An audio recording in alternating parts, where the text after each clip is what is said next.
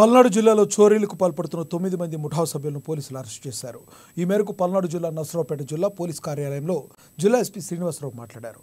చిలుకలూరుపేట పట్టణం, Veldurthi, Ainavolu, Ipuru police station పరిధిలో చోరీలకు పాల్పడ్డారన్నారు. నిందితుల నుండి 25 లక్షల రూపాయలు విలువ చేసే 18 బైకులు, 170 గ్రాముల బంగారం, 4 కిలోల వెండి, ఎల్ఈడీ టీవీలు, ట్రాన్స్ఫార్మర్ కేబుల్ వైర్లు, 10,000 నగదు స్వాధీనం చేసుకుని కేసు నమోదు చేసి దర్యాప్తు చేస్తున్నట్టు ఎస్పీ శ్రీనివాసరావు వెల్లడించారు.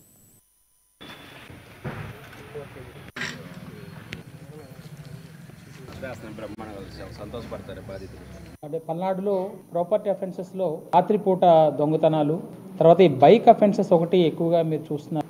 బైక్ అఫెన్సెస్, అలాగే ఈ స్కూల్స్లో ఉన్నటువంటి కంప్యూటర్స్ తీసుకెళ్ళిపోవడం, అలాగే వైర్ థెఫ్ట్స్ ఒకటి ప్రాబ్లమ్గా ఉంది, అది ఒకటి. వీటన్నిటికీ సంబంధించి మనము స్పెషల్ టీమ్స్ని ఫామ్ చేయడం జరిగింది. 3 DSPs కూడా వాళ్ళ సబ్ డివిజనల్ టీమ్స్ని అలర్ట్ చేసుకోవడం జరిగింది. అలాగే CCS టీమ్స్ కూడా వీళ్ళతో కోఆర్డినేట్ చేస్తుంది. మనం ప్రీవియస్ అఫెండర్స్ ఎవరైతే ఉన్నారో ఆ మోడస్ ఆపరాండిలో వాళ్ళని, అలాగే రీసెంట్ జైల్ రిలీజర్స్ లిస్ట్ని కూడా మనం తీసుకోవడం జరుగుతుంది.